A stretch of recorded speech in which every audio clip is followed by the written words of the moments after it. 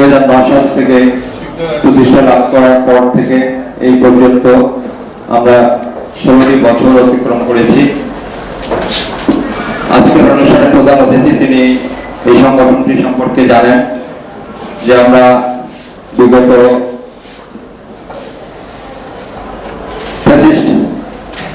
সময়ে যে মানবাধিকার লঙ্ঘনের যে সমস্ত ঘটনা ঘটেছে তার বিরুদ্ধে আমরা বাংলাদেশ সিভিল রাইটস সোসাইটি বরাবরই সোচ্চার ছিল এবং প্রতিবাদ, বিক্ষোভ এবং সমাবেশ, সেমিনার এগুলো ধারাবাহিকভাবে করে আসছে। এটি ধারাবাহিকতা এবং সামাজিক দায়বদ্ধতার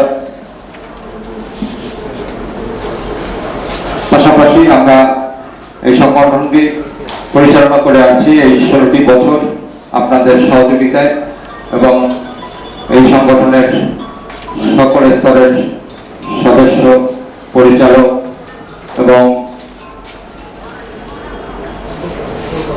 ব্যবস্থাপনা কমিটির যারা রয়েছেন তাদের অক্লান্ত পরিশ্রমে এই সংগঠনটি ধীরে ধীরে এগিয়ে যাচ্ছে। আপনাদের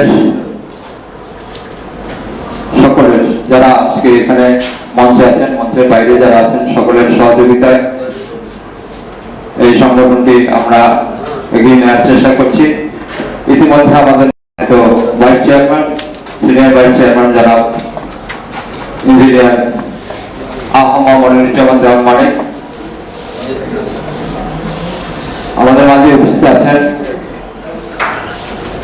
সিভিল রাইটস সোসাইটির ব্যবস্থাপনা পরিষদের সম্মানিত পরিচালক মনির হোসেন ময়েন আমাদের মাঝে উপস্থিত আছেন।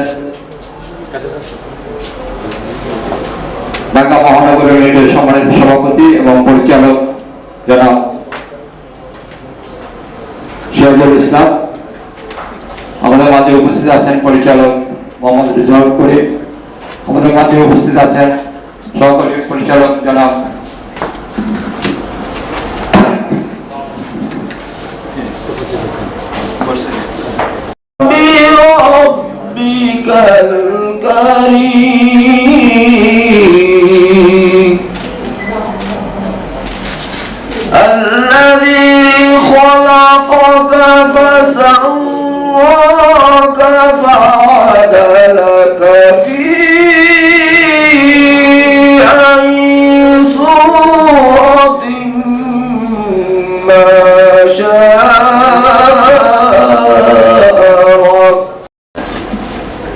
সহকারী পরিচালক মোহাম্মদ হোসেন ফুয়াদ আমাদের মাঝে উপস্থিত আছেন।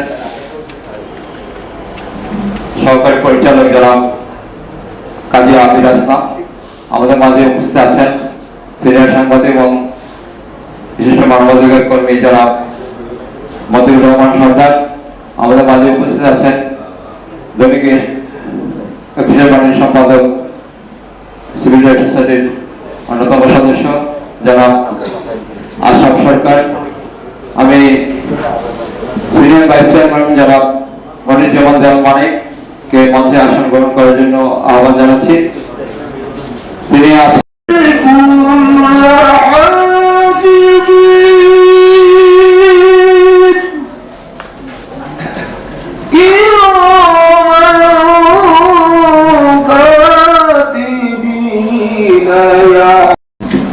বাংলাদেশ সিভিল রাইটস সোসাইটি কর্তৃক আয়োজিত 16তম প্রতিষ্ঠা বার্ষিকীতে উপস্থিত সম্মানিত সভাপতি,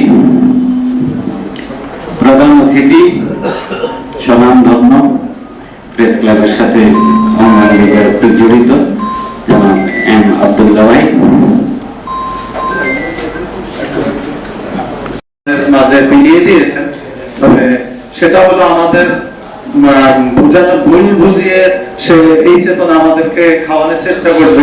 সেক্ষেত্রে কয়েকটা উদাহরণ তুলে ধরলাম। প্রতিবারই আয়োজনটা করে আমরা একজন ছোট কর্মী হিসেবে আমি অংশগ্রহণ করার চেষ্টা করি। তো সিভিল রাইটস মানে কি? নাগরিক অধিকার। বাংলাদেশ সিভিল রাইটস সোসাইটি সকল নাগরিকের জন্য কাজ করতে চায়। আমি একজন নাগরিক, আমি সুস্থ আছি, কিন্তু যে প্রতিবন্ধী অন্য কিংবা যে এটা একটা সেলাই মেশিন দেবে, সেলাই মেশিন দেওয়া মানে কি একটা পরিবারকে প্রতিষ্ঠিত করার জন্য উদ্যোগ।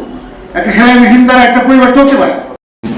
যারা আহত হয়েছেন তাদের উপরে যে হুইল চেয়ার বিতরণ অনুষ্ঠানের উপস্থিত সকলকে জানাই অভিনন্দন, শুভেচ্ছা, এবং যারা এই আয়োজন করেছেন সিভিল রাইটস সোসাইটিকে ধন্যবাদ জানাচ্ছি আমাকে সুযোগ করে দেওয়ার জন্য, দু একটি কথা বলার জন্য। আমি শুধু এতটুকুই কথা বলবো যে প্রবন্ধটি লিখেছেন কামরুল হাসান দর্পণ, সহকারী সম্পাদক, দৈনিক ইনকিলাব পত্রিকা। আমি এমএস প্রিন্স এই প্রবন্ধটি আপনাদের কাছে পাঠ করছি।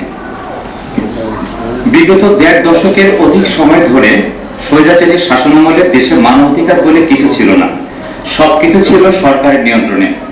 তার কথার বাইরে কোনো কিছু বলা যেত না। কথা বলার স্বাধীনতা সরকারের অনিয়ম, দুর্নীতি, দুঃশাসনের বিরুদ্ধে কর্মসূচিকে আরো যাতে বেগবান করা যায় সেই লক্ষ্যে মানবাধিকার প্রতিষ্ঠায় যাতে এই সংগঠন দেশব্যাপী বিশ্বব্যাপী তাদের কর্মসূচি এগিয়ে নিতে পারেন, সেই জন্য উপস্থিত নেতৃবৃন্দ সহযোগিতায় এগিয়ে আসবেন বলে আমার বিশ্বাস।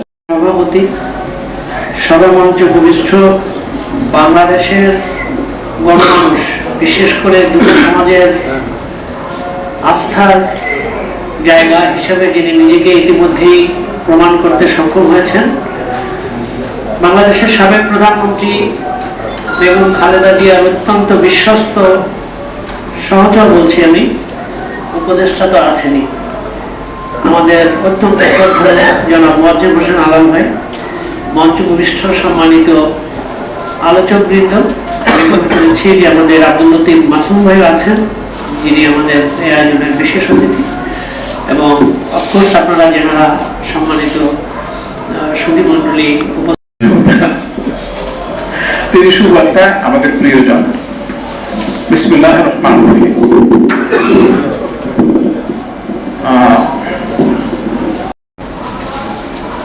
সাবেক প্রধানমন্ত্রী দেশনেত্রী বেগম খালেদা জিয়ার উপদেষ্টা মোয়াজ্জেম হোসেন আলম, কারালাঞ্ছিত নেতা, এবং সুন্দর বলেন এখানে যারা বক্তব্য রেখেছেন এবং যারা সামনে উপস্থিত আছেন তাদেরকে আমার আন্তরিক শুভেচ্ছা। এই আয়োজন আমাদের মতো দেশে বিশেষ তাৎপর্য বহন করে, যেহেতু মানবাধিকার বলতে দেশে কখনো কিছু ছিল না, এবং এর স্বাদ, এর গন্ধ, এর বর্ণ কেমন তা আস্বাদনের সুযোগ এদেশের মানুষ পায়। বাংলাদেশ জাতির আজকের যুব সমাজের অন্যতম কণ্ঠস্বর ইন্টেলেকচুয়াল পলিটিশিয়ান মোয়াজ্জেম হোসেন আলম, সম্মানীয় সভাপতি এবং সম্মানীয় আলোচকবৃন্দ, সুধীবৃন্দ, আসসালামু আলাইকুম। আজকের বিষয়বস্তু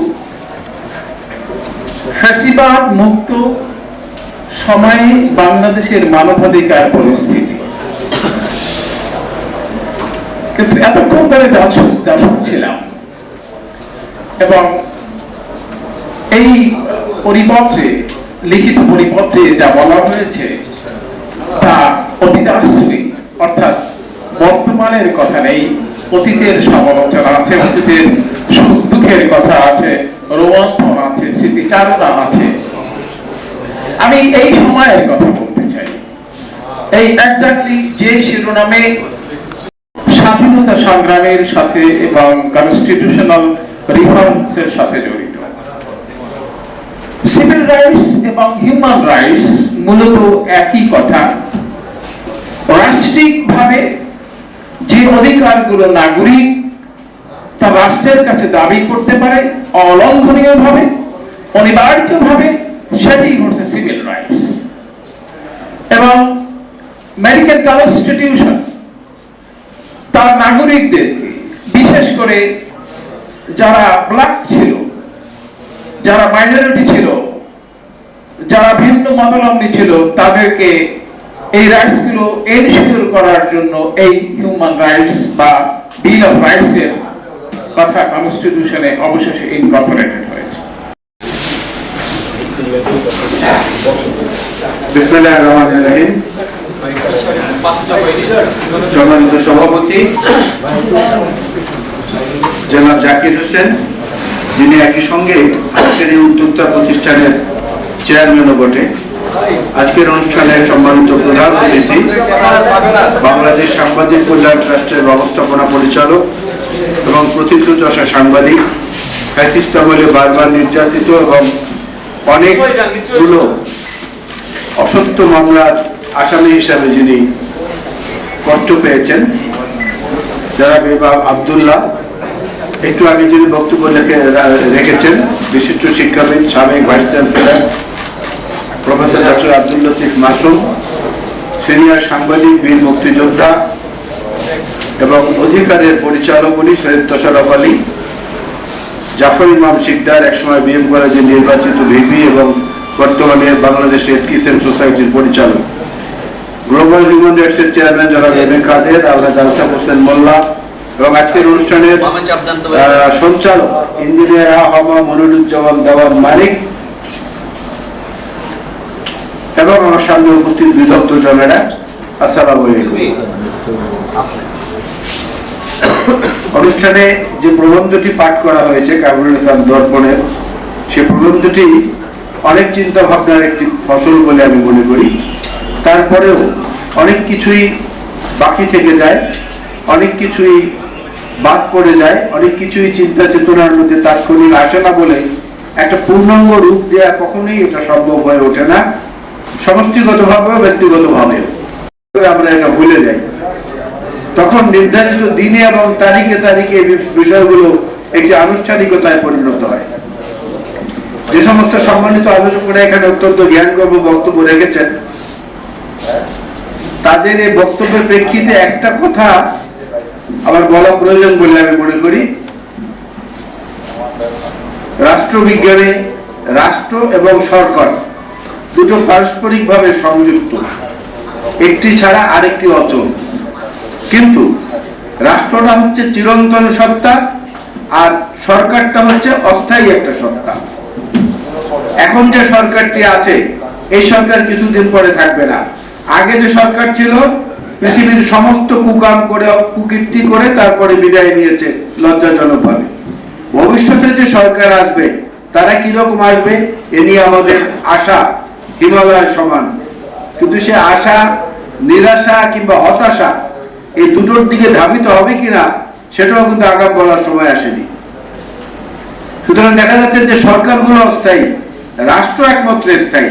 সুতরাং রাষ্ট্রই পারে বাংলাদেশের নাগরিক অধিকার থেকে স্থায়িত্ব দিতে এবং এটার একটা প্রাতিষ্ঠানিক রূপ দিতে। এখন রাষ্ট্র কিভাবে পারবে? রাষ্ট্রের যে অর্গানগুলো রয়েছে, আইন বিভাগ, বিচার বিভাগ এবং আপনার নির্বাহী বিভাগ, এই তিনটি মূল যে অনুষঙ্গ, এর মধ্যে যদি আন্তঃসংযোগ না থাকে, ইন্টার কমিউনিকেশন না থাকে, তাহলে কিন্তু রাষ্ট্রের পক্ষে সেটা বাস্তবায়ন করা সম্ভব হবে না। আমরা মানে পলিটিক্যাল সায়েন্সের ভাষায় এবং বিশ্লেষকরা বলেন যে গণতন্ত্রের বৃহত্তম ভোটারদের দেশ হচ্ছে ভারত। সেই ভারতে এখন পর্যন্ত তাদের জাতীয় সংবিধান 108 বার সংশোধিত হয়েছে, 108 বার। সুতরাং সংস্কারের কিংবা বিশুদ্ধতার কিন্তু কোনো শেষ নেই। মার্কিন যুক্তরাষ্ট্রের যেটা নিয়ে গর্ব করে সারা পৃথিবীতে, তারা মানবাধিকারের প্রবক্তা, তারা মানবাধিকারের জন্য স্ট্যাচু অফ লিবার্টি ওখানে তৈরি করেছে। এই স্ট্যাচু অফ লিবার্টি ফ্রান্স তাদেরকে উপহার দিয়েছিল। এখন ফ্রান্স আবার সেই স্ট্যাচু অফ লিবার্টি ফেরত চাচ্ছে, বলছে যে আমার একটা ফেরত দিয়ে দাও, তোমরা এখন আর এই মানবাধিকারের পক্ষে নাই, বরং তোমরা মানবাধিকার লঙ্ঘনের পক্ষে সারা পৃথিবীতে রেকর্ড সৃষ্টি করেছো, সুতরাং আমাদের ওটা ফেরত দাও। ফ্রান্সের পার্লামেন্টে এটা নিয়ে আলোচনা হচ্ছে। অর্থাৎ পরিবর্তিত একটা পৃথিবীর মধ্যে কিন্তু আমরা বর্তমানে অবস্থান করছি। ভারতের যেই সংবিধানের নাগরিক অধিকারের ভিত্তিতে জওহরলাল নেহরুর মতো নেতা নির্বাচিত হয়েছেন দেশ পরিচালনার জন্য, সেই একই রাষ্ট্রে একই সংবিধানের ভিত্তিতে কিন্তু এখন আবার নরেন্দ্র মোদীর মতো লোক দেশ পরিচালনা করছেন। যেখানে জর্জ অরওয়েল কিংবা জর্জ ওয়াশিংটন কিংবা মার্কিন যুক্তরাষ্ট্রের ইতিহাসে একমাত্র পিএইচডি হোল্ডার, একমাত্র ডক্টরেট যিনি রাষ্ট্রপতি বা প্রেসিডেন্ট, তাদের ওইখানেও আপনি দেখবেন এখন যে জিনিসগুলো হচ্ছে, ট্রাম্পের মতো লোক সেখানে একাধিকবার নির্বাচিত হচ্ছে। এটার বিস্তারিত ব্যাখ্যা আমি আর গেলাম না। সেই পিএইচডি হোল্ডার একমাত্র রাষ্ট্রপতি যিনি, তার নাম ছিল মিস্টার উড্রো উইলসন। এছাড়া কিন্তু আর কেউ কোনো ডক্টরেট মার্কিন যুক্তরাষ্ট্রে কখনো প্রেসিডেন্ট নির্বাচিত হননি। আমরা তো এক ডক্টরের সাহেবকে নিয়ে বিশাল প্রত্যাশা করে বসে আছি। কতটুকু হয়েছে, কতটুকু সামনে হবে, সেটা দেখার অপেক্ষা, এবং সেটা বিবেক বোধের বিষয় বলে আমরা মনে করি। আমাদের এখানে যে বিষয়গুলো বলেছেন, বিশেষ করে সৈয়দ তোশাররফ আলী ভাই যে কথাগুলো এখানে বলেছেন, আমাদের সবার হৃদয় স্পর্শ করেছে সেই প্রতিটি শব্দ এবং বাক্য। উনি এত চমৎকার ভাবে উত্থাপন করেছেন। আমার মনে আছে স্বাধীনতার পর প্রখ্যাত এবং অত্যন্ত শ্রদ্ধেয় একজন সাংবাদিক, কবি, লেখক, গবেষক, তিনি বলেছিলেন স্বাভাবিক মৃত্যুর গ্যারান্টি চাই। সারাকার আবু ছালে লিখেছিলেন বাংলাদেশের এই রক্তাক্ত মানচিত্র উদ্ধারের পরে স্বাধীন বাংলাদেশে বলেছিলেন, ধরা যাবে না, ছোঁয়া যাবে না, বলা যাবে না কথা, রক্ত দিয়ে পেলাম শালার এমন স্বাধীনতা। কবি হেলাল হাফিজ এবং অন্যান্য আরো অনেক কিছু লিখেছেন, লিখে আমাদের বিবেককে জাগ্রত করার চেষ্টা করেছেন। কিন্তু আমাদের বিবেক মাধ্যমে আমাদের প্রতিবেশী দেশ ভারত, বাংলাদেশের মুক্তিযুদ্ধে তাদের যে অবদান, সে অবদানটাকে যদি আমরা তুলনা করি, একদম ঠান্ডা মাথায় নির্বিঘ্নে বসে চিন্তা করি, তাহলে দেখবেন এটা বিশাল কোনো অবদান নয়। বাংলাদেশ স্বাধীন হতোই হয়তো 9 মাসে না হয় 30 মাসে হতো, 24 মাসে হতো, 12 মাসে হতো, স্বাধীন হতোই। সেই চেতনা নিয়ে মানুষ রাস্তায় নেমেছিল, ইট পাথর নিয়ে, লাঠি সোটা নিয়ে প্রথম দিকে নেমেছিল। তারপরে মেজর জলিলদের মতো লোকেরা, জিয়াউর রহমান সাহেবের মতো লোকেরা, খালেদ মোশাররফের মতো লোকেরা, শফিউল্লাহ সাহেবের মতো লোকেরা, ওই সময়কার বিডিআর এবং পুলিশ, এরাই তো মুক্তিযুদ্ধটা প্রথম শুরু করেছিল। ছাত্র শ্রমিক জনতাকে তারা উদ্বুদ্ধ করেছিল। এবং এর গোড়ায় যে মানুষটা ছিলেন প্রথম, যে ইতিহাস বাংলাদেশের অনেক জায়গায় এখন পর্যন্ত স্মরণ করা হয় না, অথবা লেখাও হয়েছে কিনা আমার অন্তত আমার মস্তিষ্কের মধ্যে সেটা নেই। বাংলাদেশের স্বাধীনতা যুদ্ধ বা মুক্তিযুদ্ধ যেটাই আমরা বলি, তার একজন অন্যতম নায়ক ছিলেন জনাব সিরাজ শিকদার। সিরাজ শিকদার 1969 সালে 70-এর নির্বাচনেরও আগে আমাদের বরিশালের স্বরূপকাঠির পেয়ারা বাগানে প্রথম অস্ত্র শস্ত্র সহ মুক্তিযোদ্ধাদের সশস্ত্র ট্রেনিং দিয়েছিলেন। তিনি বলেছিলেন এই দেশ যুদ্ধ ছাড়া স্বাধীন হবে না, শেখ মুজিবের এই ভোটের মাধ্যমে কিছু হবে না। সেই সিরাজ শিকদারের পরিণতি আমরা এখানে এই দেশে দেখেছি, এবং তাকে বিচার বহির্ভূত ভাবে হত্যা করে সংসদে দাঁড়িয়ে দম্ভ ভরে অহংকার করে বলেছিল, কোথায় সিরাজ শিকদার? তো মানবাধিকার লঙ্ঘিত হয়েছে কিভাবে? সরকার পরিবর্তনের পরে এমনও দেখা গেছে যে কোন রক্ষী বাহিনীর যে ক্যাম্পগুলো ছিল, তাদের মনে আছে, বয়স্ক যারা, রক্ষী বাহিনীর কোন ক্যাম্পের মধ্যে শত শত মানুষের হাড়গোড় পাওয়া গিয়েছিল। কত হাজার বিরোধী কণ্ঠকে দমন করা হয়েছে, হত্যা করা হয়েছে, এই সঠিক সংখ্যা এখনো কেউ বলে না। কেউ 40,000 বলে, কেউ 25,000 বলে, কেউ 30,000 বলে। তো আমরা যে আমাদের সম্ভ্রম, আমাদের জীবন, আমাদের সম্মান সবকিছু পূর্ণাঙ্গ ছিল, যে কারণে 1971-কে আমি মুক্তিযুদ্ধ বলি না, আমি বলি ওটা ছিল স্বাধীনতার যুদ্ধ। মুক্তির লড়াইটা এখনো চলছে, এবং কতকাল আরো চালাতে হবে এটা একমাত্র ভবিতব্যই জানে। এটা মুক্তিযুদ্ধ না, ওটা ছিল স্বাধীনতার যুদ্ধ। মুক্তির লড়াইটা তো আমরা এখনো করছি। আমরা যত ভালো ভালো কথা বলছি, একটা বড় রাজনৈতিক দলের নেতা হিসাবে যত ভালো কথা আমি মাইকের সামনে বলছি, আমার নেতারা বলছেন, আমাদের প্রিয় নেতা তারেক রহমান সাহেব বলছেন, আমাদের কিছু কিছু কর্মীরা কি সেই কথাগুলো শুনছেন? সংবাদ মাধ্যম কি সেইটার প্রমাণ দেয়? তারা কুকীর্তির মধ্যে জড়িয়ে পড়ছেন না? তারা অনেক জায়গায় মানুষের কাছে ঘৃণার পাত্র হচ্ছেন না। আমরা বহিষ্কার করছি, আমরা সাংগঠনিক ব্যবস্থা নিচ্ছি, আমরা ধরে আইন শৃঙ্খলা বাহিনীর হাতে তুলে দিচ্ছি। গ্রেফতার করতে গিয়ে একজন নিহত হয়েছেন, আমরা একটা প্রতিবাদ পত্র দেই নাই, কারণ আমাদের দৃষ্টিটা হচ্ছে বাংলাদেশের সাধারণ মানুষের দিকে। বাংলাদেশের মতো দেশে এত ভালো ভালো আইন, এত ভালো ভালো আইন, পেশায় একজন আইনজীবী হিসেবে আমি বলতে চাই, দৃঢ়তার সঙ্গে বলতে পারি পৃথিবীর কোনো দেশে আছে কিনা সন্দেহ।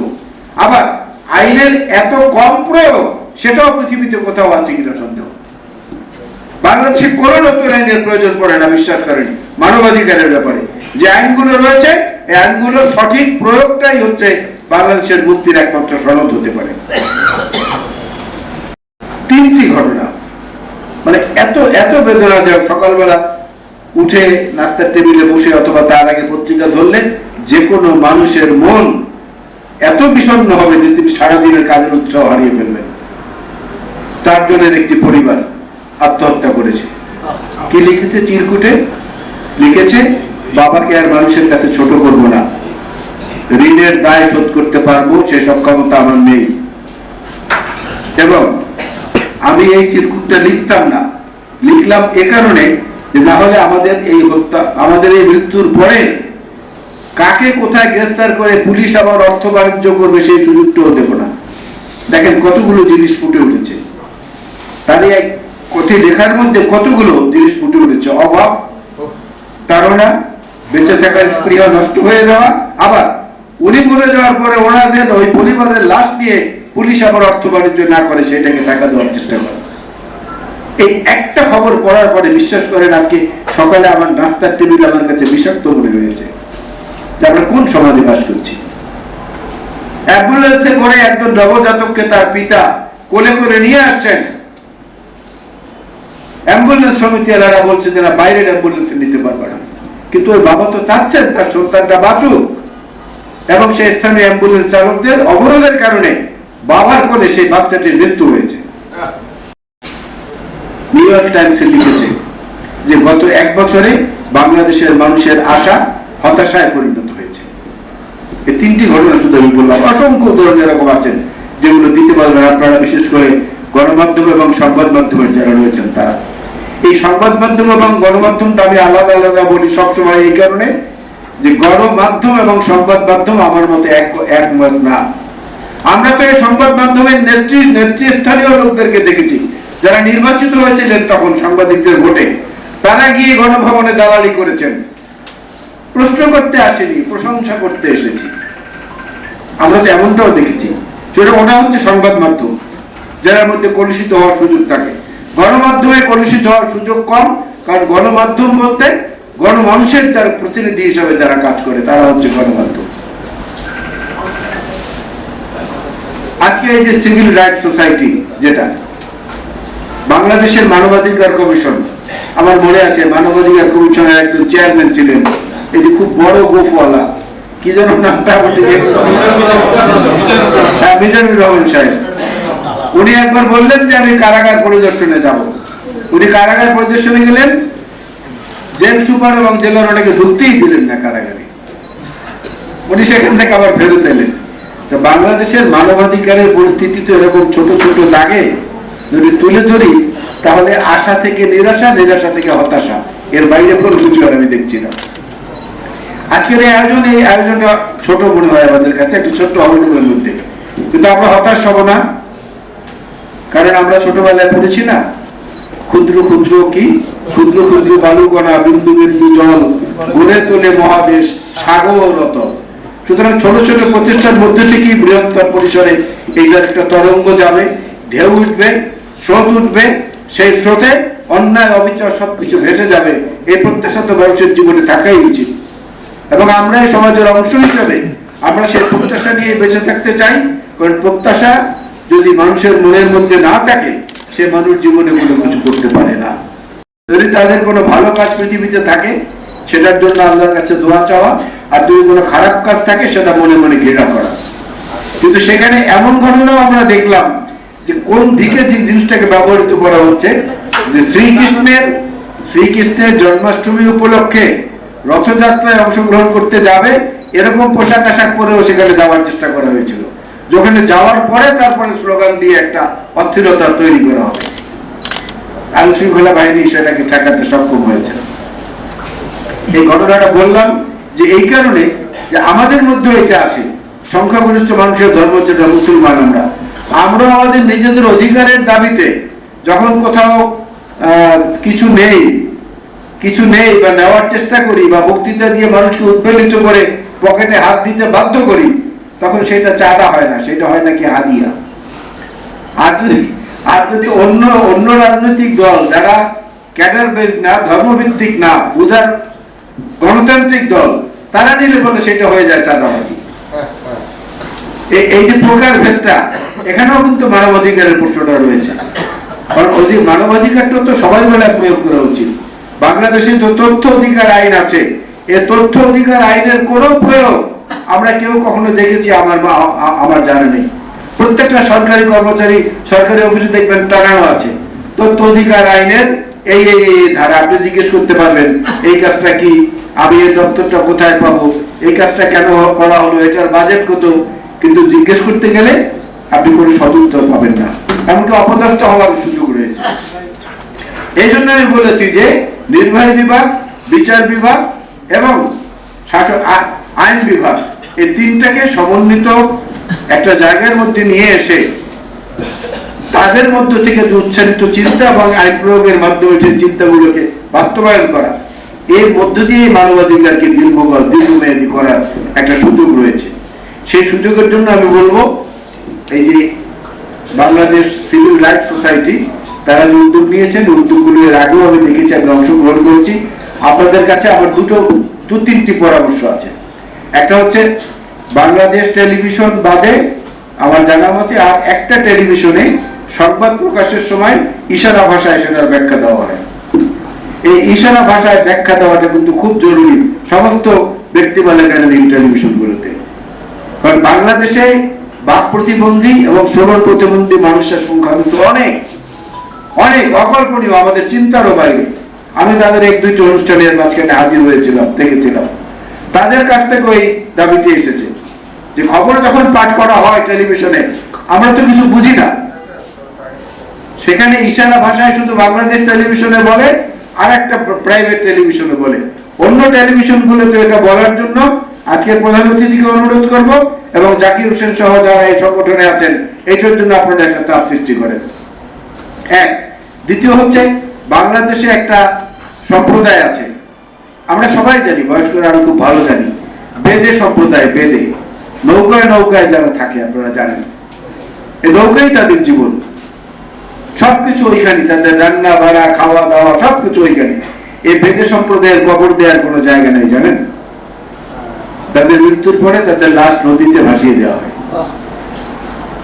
এই ব্যাপারটা আপনারা একটু জোরদার দাবি তোলেন। অত্যন্ত স্পর্শকাতর এরকম কিছু বিষয় আছে। বৃদ্ধাশ্রম গুলোতে যেখানে রয়েছেন এক সময়কার উজ্জ্বল তারকারা বর্তমানে অবহেলিত, সেই বৃদ্ধাশ্রম গুলোতে কি হচ্ছে সেটা সম্পর্কে আপনারা একটু খোঁজ খবর নেন, নিয়ে সেগুলো গণমাধ্যমে প্রকাশ করার চেষ্টা করেন। পতিতালয় যেগুলো রয়েছে কি কারণে বাধ্য হয়ে নাকি জীবন থেকে বঞ্চিত হয়ে, জীবন থেকে ধিকৃত হয়ে ওই পেশা গ্রহণ করতে বাধ্য হয়েছেন, এরকম কয়েকটি প্রজেক্ট আপনারা হাতে নেন। যেটা করছেন এটা অত্যন্ত ভালো কাজ, এর আগেও আপনারা করেছেন, কিন্তু যারা সমাজের দৃষ্টির বাইরে দূরবীনের মধ্যেও যাদের সম্পর্কে আমরা জানতে পারি না, তাদের ব্যাপারে জানা কি আমাদের নৈতিক দায়িত্বের মধ্যে পড়ে না? অবশ্যই পড়ে, সচেতনতার অংশ হিসেবে। আমি আশা করবো এই কয়েকটি কাজে আপনারা হাত দেবেন। আমার পক্ষ থেকে এবং আমার দলের পক্ষ থেকেও আমি আপনাদেরকে বলতে চাই এ ব্যাপারে আপনাদের পাশে যে কোনো সময় স্বল্প সময়ের নোটিশ ইনশাআল্লাহ আমাদেরকে পাবেন। সভাপতিত্ব করছেন বাংলাদেশ সিভিল রাইটস সোসাইটির আয়োজনে ১৬তম বার্ষিকী উদযাপনে আজকের এই আয়োজন। এবং এই আয়োজনের একটু আগে যিনি আপনাদেরকে বক্তব্য দিয়ে মন্ত্রমুগ্ধের মতো আপনাদেরকে বিমোহিত করেছেন, আমাদের সবার প্রিয়, আমার ব্যক্তিগতভাবে অত্যন্ত ঘনিষ্ঠ বন্ধু ভাই, রাজনীতিবিদ হিসেবে যিনি অত্যন্ত স্বচ্ছ চিন্তার অধিকারী, টকশোর জনপ্রিয় মুখ মোয়াজ্জম হোসেন আলম ভাই, যিনি বিএনপি চেয়ারপারসনের উপদেষ্টা, আপনাদের সামনে বক্তব্য রেখেছেন বিশিষ্ট কলামিস্ট, জনপ্রিয় কলামিস্ট, পটুয়াখালী বিজ্ঞান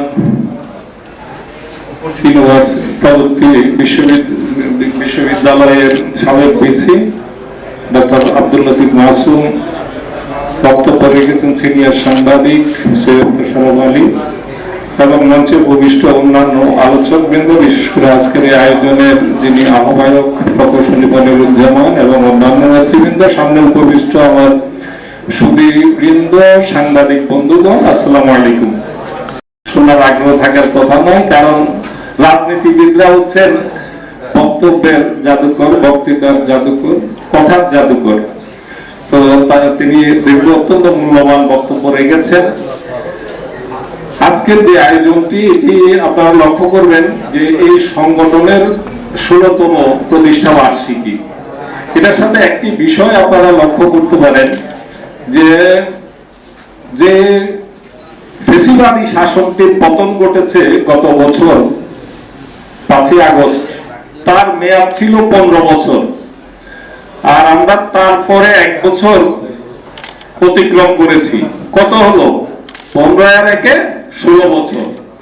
এর মধ্য দিয়ে আপনারা একটি বিষয় বুঝতে পারছেন যে এই সংগঠনটি মূলত শেখ হাসিনার ফ্যাসিস্ট শাসনের সূত্রপাতের সঙ্গে সঙ্গে এই সংগঠনটির জন্ম হয়েছে, এবং সেই সংগঠনের জন্মের বার্তাটি হচ্ছে যে শেখ হাসিনা আওয়ামী লীগের ফ্যাসিস্ট শাসনের বিরুদ্ধে, সেই শাসনে যে মানবাধিকার লঙ্ঘন হয়, নাগরিক অধিকার লঙ্ঘন হয়, মৌলিক অধিকার লঙ্ঘন হয়, সেই বিষয়গুলোকে সামনে এনে এর বিরুদ্ধে লড়াই এবং সংগ্রামের জন্যই এই সংগঠনটি কাজ করে গেছে গত 16 বছর ধরে।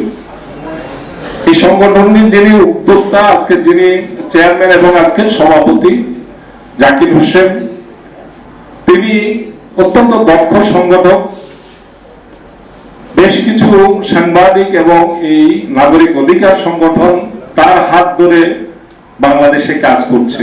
আমি দেখেছি তিনি এই সিভিল রাইটস সোসাইটি, যখন কোন সংগঠন এই শেখ হাসিনার দুর্বৃত্তপনার বিরুদ্ধে, মানবাধিকার হরণের বিরুদ্ধে, জুলুমের বিরুদ্ধে কোন সংগঠন তাদের ব্যানার নিয়ে কর্মসূচি পালনে সাহস করছে না, তখন এই সিভিল রাইটস সোসাইটিকে দিয়ে এর ব্যানারে কর্মসূচি পালন করেছে রাস্তায় এবং এই ধরনের হলে। এটার আমি ব্যক্তিগতভাবে সাক্ষী। আমি গত 16 বছর আমিও বাংলাদেশ ফেডারেল সাংবাদিক ইউনিয়নের বিভিন্ন পর্যায়ে নেতৃত্ব দিয়েছি, সহকারী মহাসচিব থেকে প্রেসিডেন্ট পর্যন্ত। এমনও ঘটনা ঘটেছে, আমরা একটি ইস্যুতে প্রোগ্রাম করব, সেটা আমাদের সংগঠনের ব্যানারে করার ব্যাপারে অনেকের দ্বিধা দ্বন্দ্ব, সেটি এই সিভিল রাইটস সোসাইটি জাকির ভাইকে অনুরোধ করে তার ব্যানারে আমাদেরকে করতে হয়েছে রাস্তায়। এই সংগঠনের গুরুত্ব যারা এই সংগঠন সম্পর্কে জানেন তারা উপলব্ধি করতে পারবেন। এই সংগঠন শুধুমাত্র এই যে হুইল চেয়ার দেয়া, সেলাই মেশিন দেয়া, এর মধ্যেই সীমাবদ্ধ ছিল না। আপনারা শুনেছেন যে কয়েকশো হুইল চেয়ার দিয়ে আমাদের প্রতিবন্ধী ভাই বোনদেরকে, তাদেরকে চলার পথকে সহজ করেছেন। সেলাই মেশিন দিয়ে জীবন ধারণের যে সুযোগ করে দিয়েছেন। আজকে আরো একটি অটো রিক্সা প্রদান করবেন, আরো বিভিন্ন ধরনের যে সামাজিক কার্যক্রমগুলো করেছেন। এর পাশাপাশি এদেশের মানবাধিকার লঙ্ঘনের বিরুদ্ধে সোচ্চার ভূমিকা পালন করেছে এই সংগঠন। আমাদের মধ্যে বা যখন খুন করা হয়েছে, হত্যাযজ্ঞ হয়েছে শাহবাগে, আমরা বিভিন্ন সেই শাপলা চত্বরে আমরা কি দেখেছি? এই মানবাধিকার সংগঠন যে কমিশন, যে প্রতিষ্ঠান, সেই প্রতিষ্ঠান তারা কি ভূমিকা পালন করতে পেরেছে এই জায়গাগুলোতে। আমরা যদি গত 1 বছরের চিত্র দেখি, এখানে প্রবন্ধের মধ্যে উল্লেখ করা হয়েছে প্রাসঙ্গিকভাবে যে একটি বিপর্যস্ত আইন শৃঙ্খলা বাহিনী, যাদের একটি একদম গত 15 বছর ধরে ব্লাড টেস্ট করে দলান্ধ লোকজনকে, দলীয় ক্যাডারদেরকে দিয়ে সাজানো হয়েছে সমস্ত আইন শৃঙ্খলা বাহিনীগুলোকে, তাদের মাধ্যমে কিভাবে মানবাধিকার সুরক্ষা করা সম্ভব, সেইভাবে আমরা এই সময়ের মধ্যে 1 বছরের মধ্যে এক্ষেত্রে যতটা সংস্কার দরকার ছিল, যতটা এই আইন শৃঙ্খলা বাহিনীগুলোর মধ্যে সত্যিকারের মানবিক গুণাবলী সম্পূর্ণ লোকজনকে দিয়ে এই আইন শৃঙ্খলা বাহিনীগুলো পুনর্বিন্যাস করা দরকার ছিল, সেই ক্ষেত্রে অগ্রগতি খুব একটা আশাব্যঞ্জক নয়। হতাশার যে কথাটি আলাল ভাই আজকে নিউ ইয়র্ক টাইমসের একটা রিপোর্টের কথা বললেন, নিশ্চয়ই বাংলাদেশের মানুষ আরো অনেক বেশি আশা করেছিল গত 1 বছরের ডক্টর ইউনূস সরকারের কাছ থেকে, কিন্তু সেই জায়গাটাতে সীমাবদ্ধতার জায়গাগুলো যেমন আছে, আমরা মনে করি এখানে আরো অনেক বেশি পারফর্ম করার জায়গাও ছিল। এই দুটোর যে ব্যবধানটা, সেটা মানুষের মধ্যে অনেক ক্ষেত্রে হতাশা তৈরি করেছে, এটা অস্বীকার করার কোনো সুযোগ নাই। আমরা বিশ্বাস করব আগামী দিনে আলাল ভাইদের নেতৃত্বে যে সরকার আগামী দিনে আমরা দেখতে পাচ্ছি, সেই সরকার এই বিষয়গুলোকে আরো বেশি মানবাধিকার সমুন্নত রাখার ক্ষেত্রে, মানুষের মৌলিক অধিকার সমুন্নত রাখার ক্ষেত্রে, সাংবাদিক সমাজের কথা আপনারা শুনেছেন 61 জন, যদিও এই প্রবন্ধে বলা হয়েছে 15 জন জাতিসংঘের একটি হিসাব, কিন্তু প্রকৃতপক্ষে 61 জন সাংবাদিক গত 15 বছরে খুন করা হয়েছে। প্রতি মাসে 25 থেকে 30 জন সাংবাদিকের উপর নিপীড়ন চলেছে, হয় জেলে গেছে, না হয় তাকে পঙ্গু করে দেওয়া হয়েছে, না হয় তাকে নানানভাবে হয়রানি করে হাত পা গুঁড়িয়ে দেওয়া হয়েছে, কিন্তু তার বিচার বাংলাদেশে কোথাও হয় নাই। সাগর রুনির কথা আমরা জানি, কিন্তু বাকি 60 জনের কয়জনের নাম আমরা বলতে পারবো আমরা জানি না। এইভাবে যেভাবে সাংবাদিক হোক, যে কোনো পেশার লোকই হোক না কেন, তার যে মানবিক অধিকার, মৌলিক অধিকার হরণ করা হয়েছে, আগামী দিনগুলোতে যে সরকার আমরা দেখতে পাচ্ছি, সম্ভাবনা দেখতে পাচ্ছি, আমরা আশা করি মহাত্মা আলাল ভাই আজকে এখানে আছেন, তিনিও সেই সরকারের গুরুত্বপূর্ণ দায়িত্ব পালন করবেন। আমরা যেন ভুলে না যাই যে শেখ হাসিনা ফ্যাসিস্ট কিভাবে দিনে দিনে হয়ে উঠেছিল। আজকে আলাল ভাইকে আমি ধন্যবাদ দিতে চাই, তিনি এখানে অকপটে স্বীকার করেছেন, তারা কেন্দ্র থেকে যে নির্দেশনা দিচ্ছেন, যে বার্তা দিচ্ছেন, তারেক রহমান লন্ডন থেকে যে বার্তা দিচ্ছেন, সেই বার্তা মাঠ পর্যায়ে সঠিকভাবে অনুসরণ করা হচ্ছে না, গ্রহণ করা হচ্ছে না। এই সরল স্বীকারোক্তির জন্য আমি তাকে সাধুবাদ জানাই, কিন্তু এই কথাই স্বীকারোক্তির মধ্য দিয়েই কিন্তু সব দায় শেষ হয়ে যাবে না। আগামী দিনে যখন আপনারা দায়িত্ব পালন করবেন, অবশ্যই আপনাদেরকে এইসব ব্যাপারে যত্নবান হতে হবে। তা না হলে মনে রাখতে হবে যে বাংলাদেশের তরুণ সমাজ, বাংলাদেশের সর্বস্তরের মানুষ যেভাবে বুক চিতিয়ে জীবন দিতে শিখে গেছে, রক্ত দিতে শিখে গেছে, আগামী দিনে কোন সরকার, কোন দল ক্ষমতায় গিয়ে যদি সেই ধরনের ফ্যাসিস্ট হওয়ার চেষ্টা করে, চিন্তা করে, স্বৈরতান্ত্রিক আচরণ করার চেষ্টা করে, তাদের পরিণতিও আগামী দিনে সেরকমই হবে। এটুকু বোঝার ক্ষমতা আমি বিশ্বাস করি আমাদের রাজনৈতিক দলগুলোর নেতাদের সেই বোধ আছে বলে বিশ্বাস করতে চাই। সেটা বাস্তবে প্রমাণ দিতে হবে আগামী দিনে। আপনাদের সকলকে জন্য আজকে মুক্তিযোদ্ধারা নতুন ভাবে সিদ্ধান্ত নিতে বাধ্য হচ্ছে। কাজে আমার এই কথা ভুলকুটিকে ক্ষমা করে দিয়ে আমার ভিতরে যে ভাবনাটা আছে, এই ভাবনাটাকে গ্রহণ করে আমার দলকে রক্ষণাবেক্ষণ করার জন্য, মুক্তিযোদ্ধা দলকে সংগঠিত করার জন্য যারা আমার বক্তব্য শুনছেন বা শুনবে, সকলের কাছে অনুরোধ থাকবে, আসুন আমরা মুক্তিযোদ্ধা দলটাকে রক্ষা করি।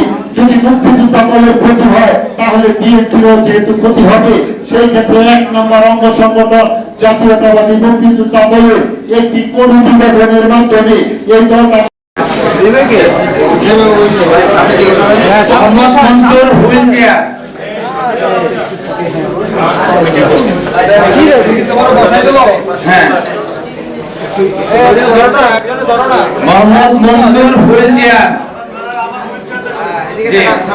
সামনে থাকেন বাবা। আচ্ছা, মোহাম্মদ একদম পাঠা কষ্ট হয় এইগুলো, আমরা সবাই জায়গায় আছি।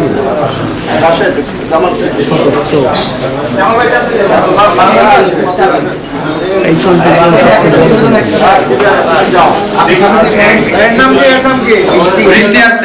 একটু সামনে হুইলচেয়ার মোহাম্মদ মনসুর, মোহাম্মদ রিপন ও বৃষ্টি আক্তার। আপনি যাবেন প্লিজ ভাই, আপনি ঠিক আছে,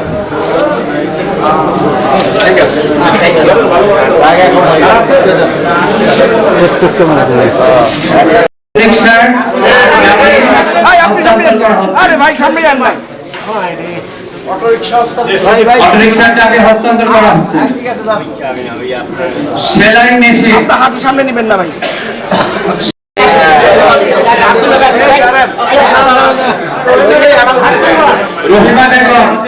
রহিমা বেগম সেলাই মেশিন নেওয়ার জন্য আপনাকে অনুরোধ করা হলো।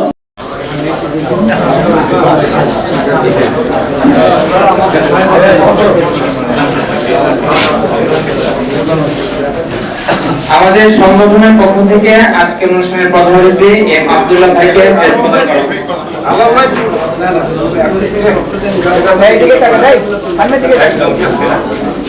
ক্যামেরার দিকে প্লিজ দেখেন ভাই, ক্যামেরা